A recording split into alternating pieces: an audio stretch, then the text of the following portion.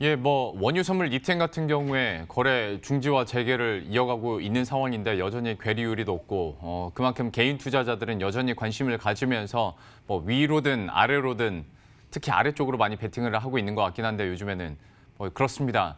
그만큼 여러분들의 관심이 좀 많을 것 같아서 원유 시장에 대한 동향들 다시 한번 체크해 보고요. 시장 전망과 또 투자 전략 세워보는 시간 갖도록 하죠. SC 글로벌 센터의 김선규 소장과 함께합니다. 어서 오십시오. 네, 안녕하세요. 안녕하세요. 국제유가 흐름부터 잠깐 짚어보고 지금 현재 돌아가는 상황들 체크해 보도록 하겠습니다. 네.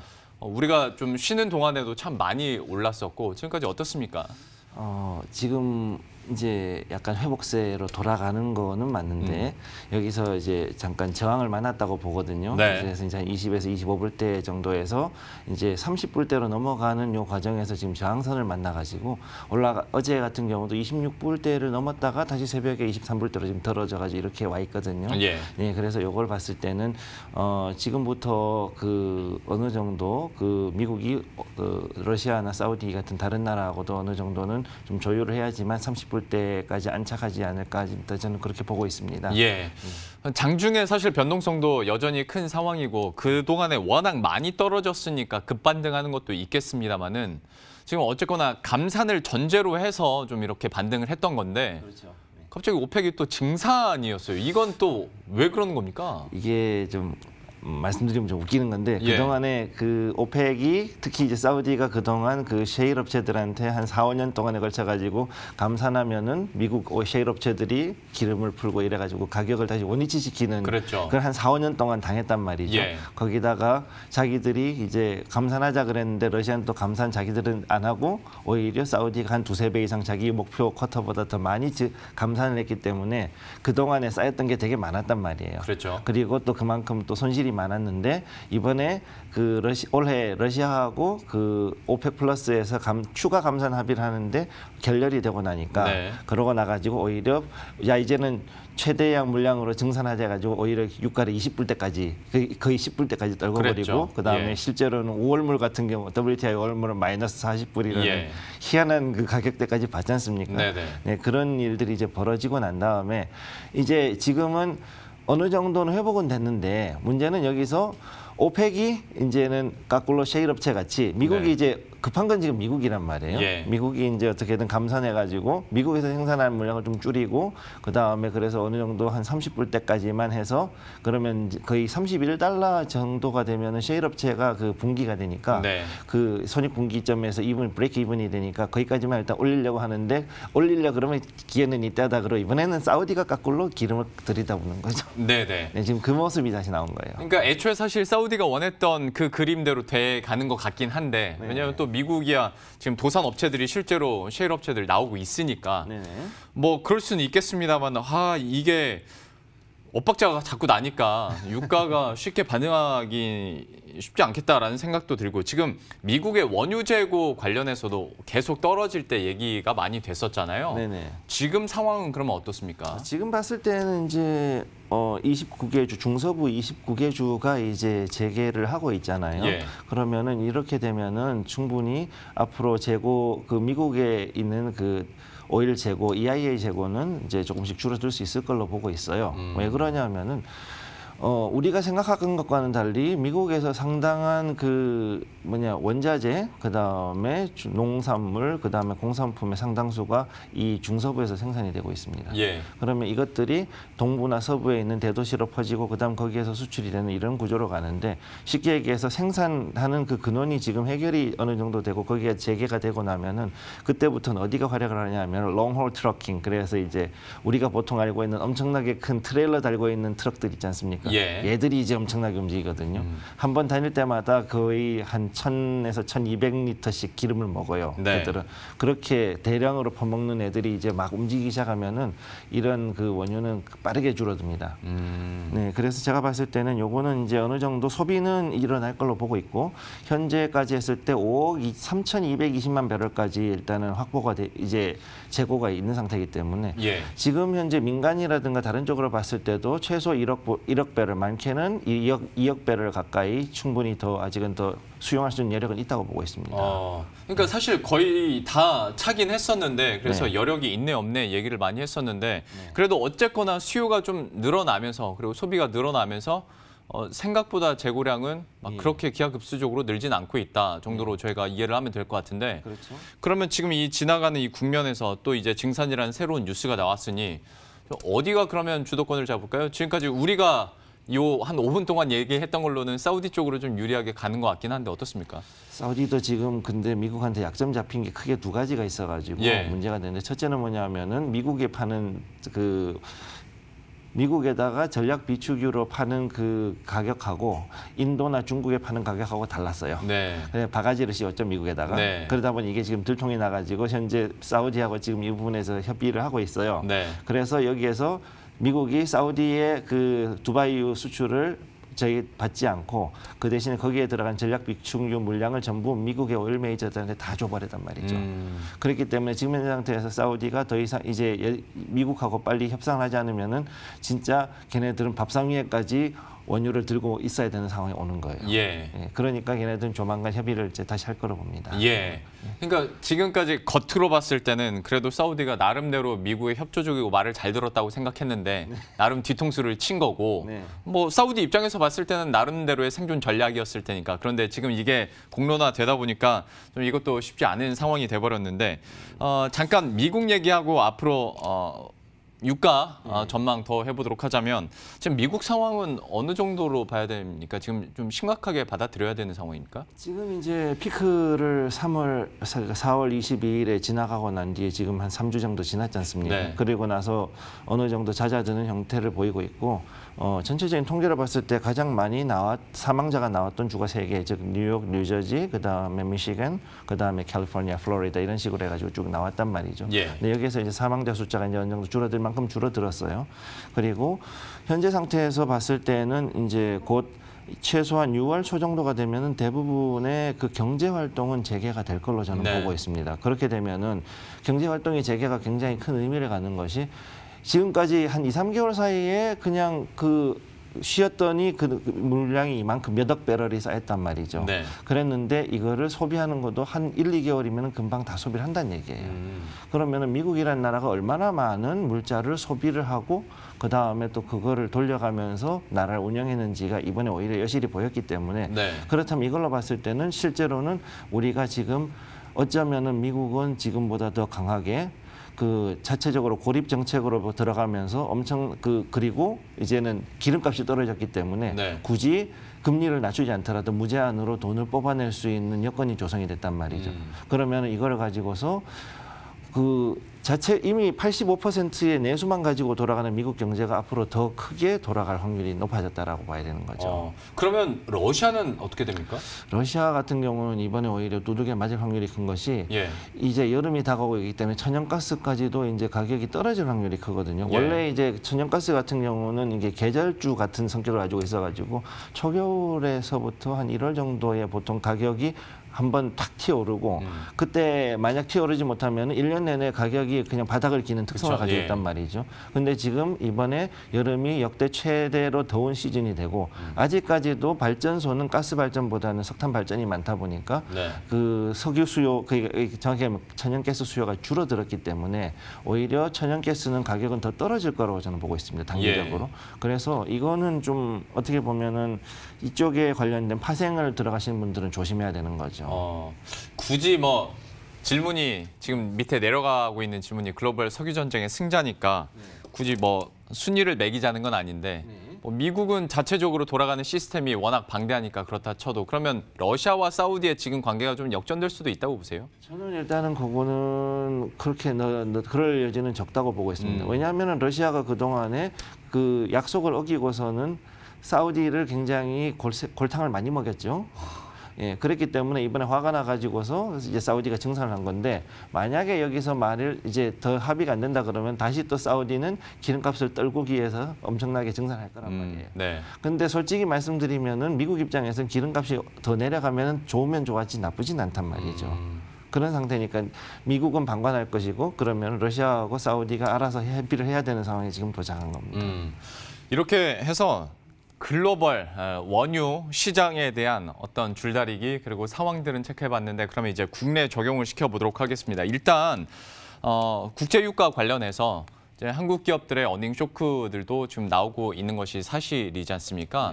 좀 어떻게 받아들이고 계세요? 좀 일시적인 충격으로 봐야 될지 아니면 아예 산업의 구조 조정이 바뀔 정도의 충격일지 어떻게 판단하십니까? 제가 볼 때는 후자일 가능성이 좀 더 높은데요. 제가 그러니까 작년 말쯤부터 한번 이런 말씀을 드렸는데 2년 정도는 당분간 석유주가 재미가 없을 거라는 말씀을 좀 드렸던 적이 있습니다. 왜냐하면 그때 당시부터 이미 그 정제 마진이 역전이 돼가지고서 하면 할수록 손해가 나는 상황들이 조금씩 일어나고 있었는데 네. 지금 이번에 이런 유가 전쟁으로 인해 가지고 그게 더 심해졌거든요. 예. 그럼 이런 상태에서는 결국은 그 정유 시스템, 정유탑을 몇 개를 지금 세워야 되는 상황까지 갈 수도 있어요. 네. 그래서 그리고 이게 더 문제가 되는 게 뭐냐면은 일반적으로 에너지주, 특히 이런 석유주 같은 경우는 배당 잘 주는 재미로 장기 보유하는 고객들이 그 주주들이 많단 말이죠. 그렇죠. 뭐 중간 배당 얘기도 했었으니까. 네, 그랬는데 이제는 그 중간 배당이라는 게 이제 없어지고 당분간 2년 정도는 고생을 할 거라고 보기 때문에 이거에 대해서는 좀 어려울 수도 있다라고 저는 보고 있습니다. 지금 뭐 7주째 이제 8주 넘어가겠네요. 뭐 정제 마진도 마이너스고 네. 뭐 이게 뭐 단기적으로 국제 유가가 올라가면서 뭐 재고 자산이나 평가 자산이 뭐 회복은 될 수 있다고는 하나 그래도 어떤 구조 자체가 바뀌는 건 아니기 때문에 좀 어려울 수 있다 네. 얘기를 해주셨는데 지금 계속 뭐 유가는 상단 부딪히고 있고 국내에서 국제 유가 관련주들은 좀 빌빌 기고 있으면 여기에 관련된 투자 상품들도 사실 좋긴 힘들 것 같은데 어떻게 보십니까? 저도 그게 제일 걱정인 게 최근 들어가지고 주식 쪽에 많은 그 개인 투자자들이 들어왔잖아요. 예. 그래는 뭐 동학 개미운동 그런데 솔직히 저는 그 표현을 되게 싫어하고요. 네.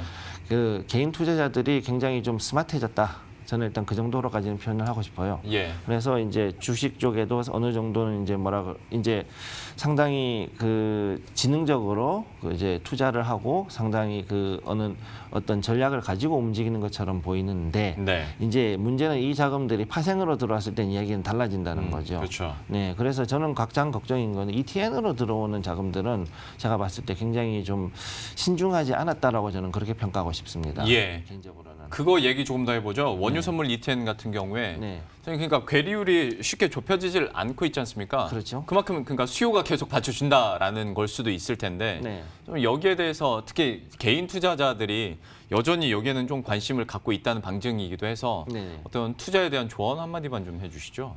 제가 이런 거는 좀 여기서는 좀 조심스럽긴 한데 개인적으로 이제 그 선물 가이드 이제 새벽에 여기서 하고 있지 않습니까? 예. 그리고 거기에서 파생 상품에 대한 이야기를 여러 가지를 하는데 ETN 같은 경우는 보통 한 5가지 정도 투자 자산, 기초 자산을 가지고 형성이 돼 있고 그다음에 증권사 베이스이기 때문에 예. 이거는 이제 만약에 상장 폐지가 되면은 원금을 완전히 100% 손실을 나는 겁니다. 네. 물론 이제 원금 초과 손실 상품은 아니기 때문에 그나마 낫긴 하지만 예. 지금 현재 상태에서 유가가 특별히 더 올라가거나 이런 거는 지금 특별히 당분간은 조금 어려울 걸로 보고 있어요. 그래서 30달러대를 뚫으려 그러면은 기본적으로 사우디하고 러시아 협의가 있어야 되고 여기에서 이전 50달러대까지 회복하려 그러면은 코로나19에 대한 해결책이 나와야 되거든요. 네. 그럼 치료제라든가 거기에 대한 백신에 대한 긍정적인 어떤 소식이 나오지 않는 한은 지금 현재에 대해서는 크게 움직일 수가 없다라고 지금 보는 거죠. 예. 그럼 여기에서 했을 때 들고 있으면 되지 않겠냐 그러는데 여기에서 오히려 떨어지면 떨어졌지 올라갈 확률이 낮다라고 봤을 때는 예. 지금은 오히려 ETN보다는 그냥 장기적으로 해가지고서는 다른 주식을 하시든지 예. 아니면은 그냥 하더라도 ETF 쪽으로 가시는 게 차라리 낫다라고 저는 그렇게 보고 있습니다. 그러면 그건 어떻습니까? 원유 선물 그러니까 어떤 원유를 기초 자산으로 해서 가는 ETN 뭐 위험성 당연히 얘기를 해주셨고 특히 막 곱하기 2배짜리를 해버리니까 여기에 네. 대한 위험성이 큰 건데 네. 그래서 대안으로 얘기를 하는 것이 차라리 ETF 중에서도 원유 채굴 기업들을 모아놓은 ETF를 하든지 네. 아니면 뭐 주식을 해라라고도 요즘에는 기사들이 많이 나오더라고요. 여기에 대한 아이디어 그러니까 대안에 대해서는 어떻게 보십니까? 일단 채굴 기업에 대한 ETF는 저는 절대 추천하지 않습니다. 왜냐하면 지금 이제 슐럼버그를 비롯해가지고서는 팰리버튼이라든가 KBR, 그다음에 벡텔 이런 애들이 그다음에 이제 그다음 이런 그 업체들이 지금 현재 마이너스 다 났거든요. 그러니까요. 예. 그리고 걔네들 같은 경우는 지금 현재 미국 국내를 파지 않고 해외로 가겠다로 아예 슐럼바그는 선언을 해놓은 상태이고 예. 그래서 전체적으로 봤을 때 결국은 중동 쪽으로 다시 가는데 현재 상태에서 문제는 일감을 줘야 되는 이 산유국들이 지금 일감을 더 이상 줄 수가 없는 상태에 왔어요. 예. 그러면 얘네들은 지금까지 가지고 있는 기초 자산을 매각하고 그러고서 이 채굴 업체들의 가장 큰 그 자산이 뭐냐면 결국은 채굴 장비들인데 네. 얘네들은 감가상각을 가지고 있고 그다음에 이걸 가지고서 그 만약 파지 못하면은 단일로 그것만 가지고 있는 슐럼바그라든가 이런 업체들은 그냥 도산할 확률이 챕터 11 쓸 확률이 그렇죠. 크고요. 예.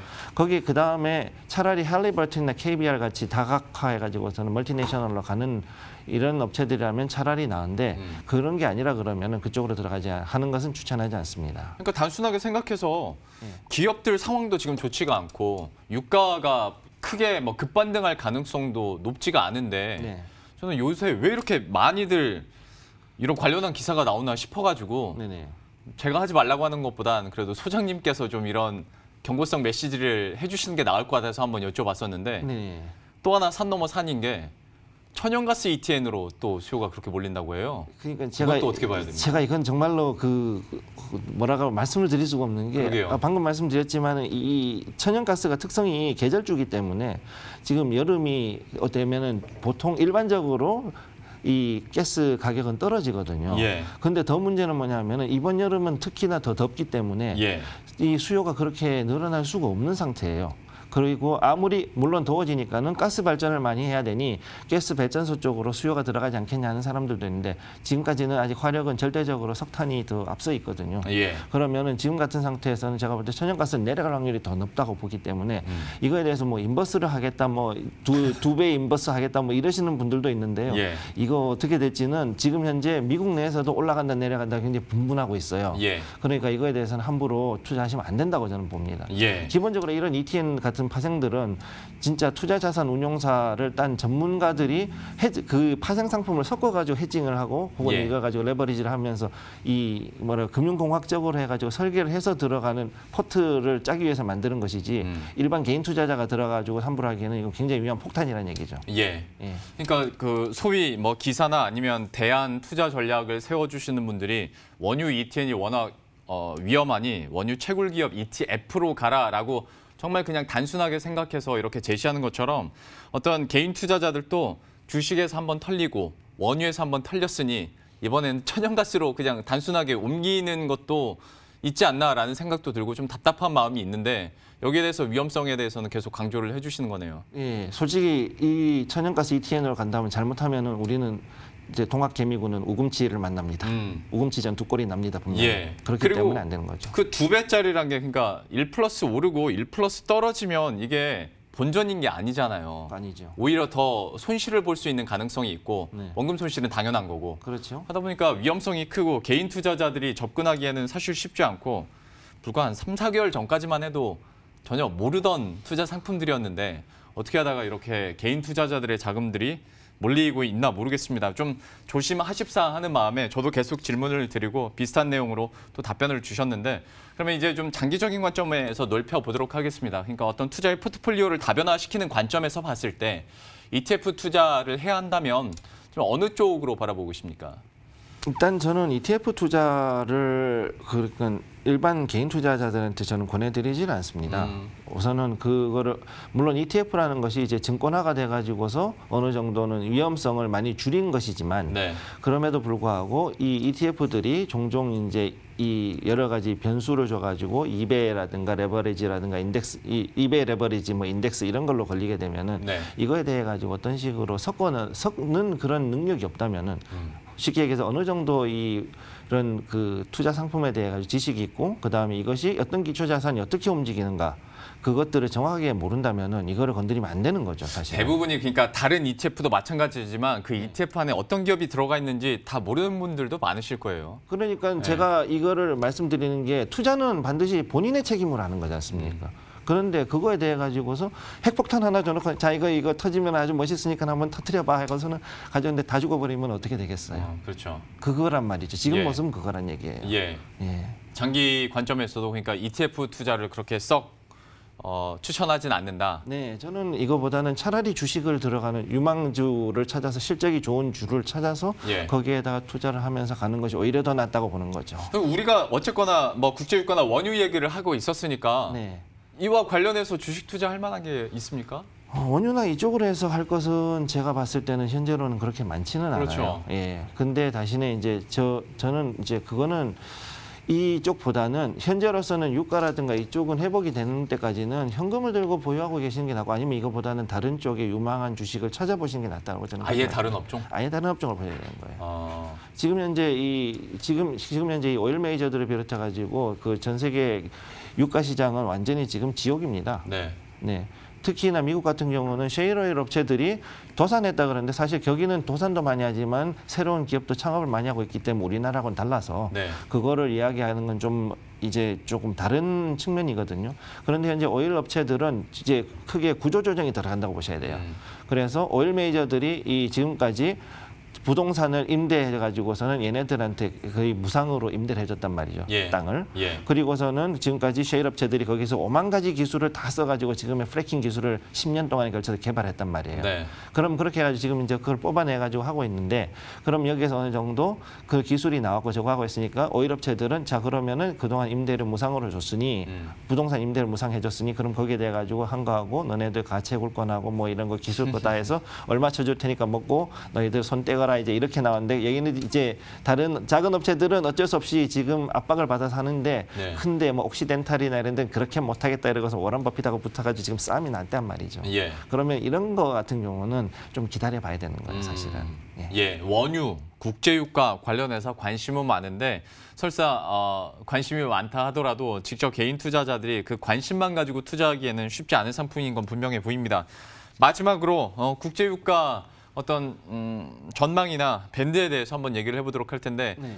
사실 그 밴드 상당히 크게 열리지는 않고 있고 뭐 비슷한 수준이긴 합니다만은 또 오랜만에 뵀으니까 어느 정도 예상하십니까? 지금 현재 상태에서는 25달러 넘어가는 게 조금 힘든데 만약 여기에서 협의만 잘 되면 30에서 35달러대 WTI는 거기까지는 갈 수 있을 것으로 보고 있고 예. 그럼 브렌트유가 거의 한 35에서 40불 때까지 그러겠네요. 가겠죠. 그럼 거기까지는 갈 수 있는데 이거는 제가 봤을 때 장기적으로 보는 거고 지금 현재 상태에서는 기껏 해봤자 20에서 25불대를 횡보하다가 이제 30불 때까지 올라가는 그 정도로 일단 보고 있어요. 올 연말이 될 때까지 30불을 넘기기 힘들 수도 있어요, 사실은. 저는 한 그래도 연말 그러니까 미국 뭐 대선 즈음에서는 30에서 35달러 생각을 했더니 예. 그 수준은 올해 안에는 힘들 수도 있다. 왜냐하면 지금 현재 또 다른 변수가 있는 것이 바로 미중 무역 분쟁입니다. 예. 그럼 이 미중 무역 분쟁에서 다시금 이제 어떤 문제가 생겼을 때 주가가 다시 한번 요동칠 수 있거든요. 그럼 이렇게 했다 그랬을 때는 25불에서 30불대 정도가 기껏해봐야 올라갈 수 있는 한계라고 저는 보고 있어요. 예. 참 저희가 여러 가지 질문들과 또 얘기들을 했는데요. 이 원유 선물 시장 그리고 국제유가 관련된 투자 상품들이 쉽지 않다라는 것만 잘 느끼셨어도 저희들은 성공이지 않을까 싶습니다. 국제유가에 대해서 SC글로벌 센터 김성규 소장과 오늘 함께했습니다. 고맙습니다. 감사합니다. 네, 그럼 저희도 여기서 인사드리도록 하겠습니다. 식사 맛있게 하시고요. 저희들은 다음 주 월요일 이 시간에 또 새로운 뉴스들과 또 전략들 들고 다시 찾아뵙도록 하겠습니다. 시청해주신 여러분 고맙습니다.